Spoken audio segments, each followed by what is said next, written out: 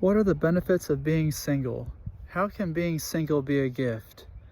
Well, let's first acknowledge that society pressures us to get into a relationship, have sex, have kids, get married, all that stuff.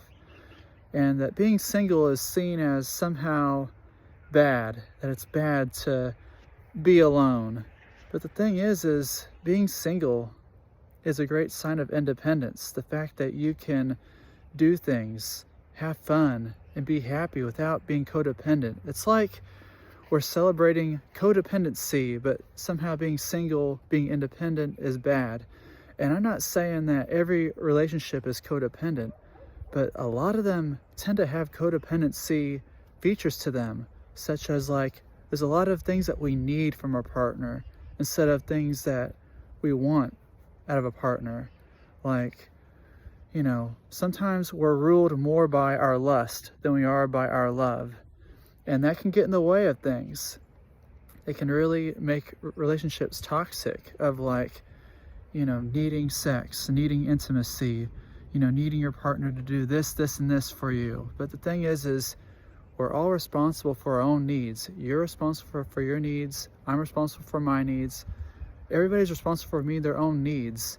And don't use that as an excuse to cheat on your partner. If they're not giving you your needs, that's something you gotta find to fulfill on your own, and talk to your partner about that too. I feel like a lot of relationships aren't capable of having these crucial, deep conversations, such as a prenup, or of like sharing your values of maybe things that you want to do in bed or whatever. There's a lot of things that need to be talked about, such as your values, if you guys want kids or not, instead of putting that off. It's one of a red flag is that if you're not able to have those crucial conversations without being judged, then are you really in a healthy relationship? And another thing about being single is that you get to have the freedom to actually explore yourself, to find out who you are.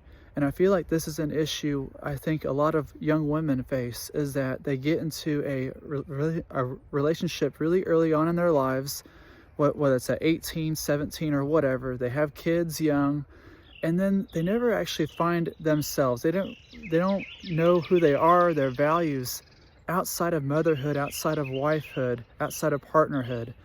And it's a real struggle that I think a lot of people face. And also men can get into that too. If men have kids and get with somebody really young, I think being single is not just a transitional period, but it's a vital period for self-reflection, self-discovery, because when you're with somebody, you're gonna be sacrificing a lot just to maintain that relationship.